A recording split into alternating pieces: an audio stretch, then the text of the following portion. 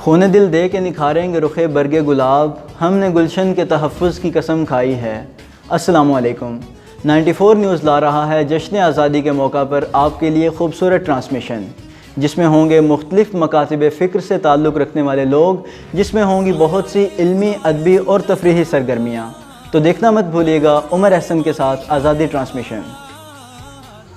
ये वतन तुम्हारा है, तुम हो पास बाइस के, ये चमन तुम्हारा है, तुम हो नग़्मा इसके। इस वतन की मट्टी में खून है शहीदों का, अर्ज़ पाक मरकज़ है कौम की उम्मीदों का।